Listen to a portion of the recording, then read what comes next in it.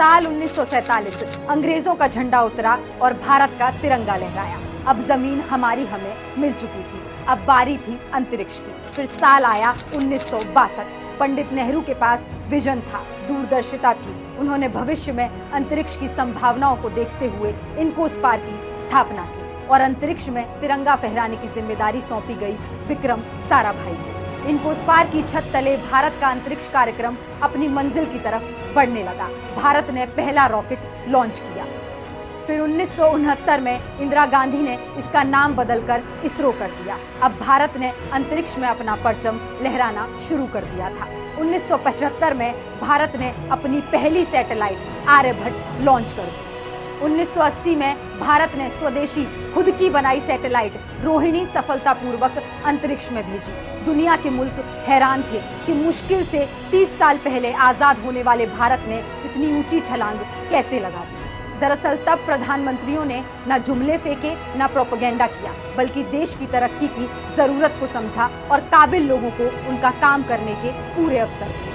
एक तरफ भारत धरती का भूगोल बदल रहा था, तो दूसरी तरफ तेज और सधे कदमों से अंतरिक्ष की तरफ बढ़ रहा था। और 1984 में वो दिन आ ही गया जब किसी भारतीय के कदम अंतरिक्ष में पड़े और वहां से आवाज आई, सारे जहां से अच्छा हिंदुस्तान हमारा। भारत लगातार इतिहास रच रहा था।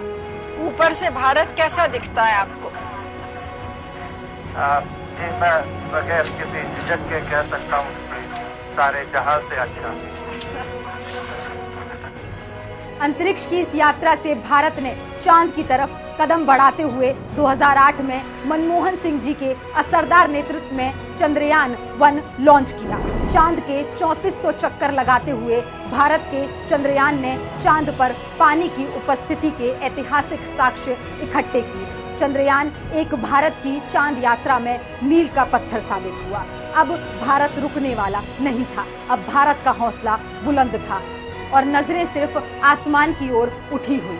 इन्हीं उठी नजरों से भारत एशिया का पहला देश बना जो मंगल पर पहुंचा। 2010 में मंगल पर जाने की यात्रा पर अध्ययन शुरू हुआ। अगस्त 2012 में मनमोहन सिंह जी ने अप्रूव किया और नवंबर 2013 में मार्स ऑर्बिट मिशन ने मंगल की तरफ अपनी यात्रा शुरू कर दी। अब एक बार फिर चंद्रयान 3 से भारत ने चांद पर तिरंगा लहरा दिया है। मगर अंतरिक्ष की ये यात्रा इतनी आसान नहीं रही है।